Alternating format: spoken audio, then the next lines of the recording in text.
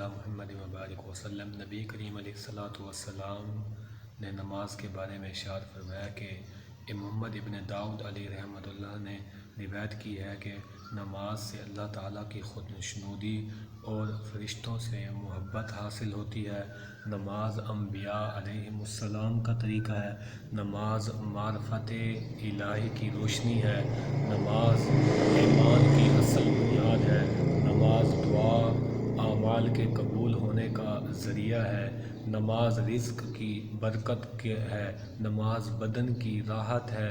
نماز دشمنوں کے لیے آلہ جنگ ہے۔ نماز شیطان کی نفرت کا سبب ہے۔ نماز رب کریم کے سامنے سفارشی ہے۔ نماز ملک الموت کے سامنے رفیق ہے۔ نماز قبر کا چراغ ہے اور نماز پیٹھ کا بچھونا ہے۔ نماز منکر نکیر کے سوال کا جواب ہے۔ اور یہی نہیں، فرمایا کہ نماز زندگی اور موت کی انیس ہے، یعنی خوبصورتی ہے۔ قبر میں قیامت کے دن تک ساتھ دینے والی نماز جب قیامت برپا ہوگی اور یہی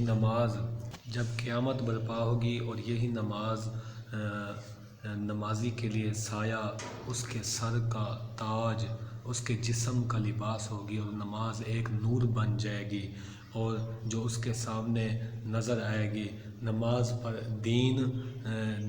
نماز پردہ بن کر جہنم کے درمیان حائل ہو جائے گی۔ نماز اللہ تعالیٰ کے حضور میں اہل ایمان کے لیے مغفرت کی حجت ہوگی۔ نماز میزان عمل میں نیکیوں کا والا پلڑا بھاری کر دے گی۔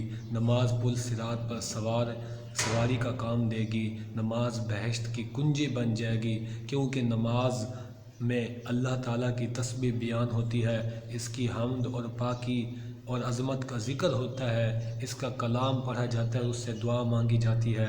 نماز تمام نیک اعمال سے افضل اور اعلیٰ وہ نماز ہے جو وقت پر ادا کی جائے۔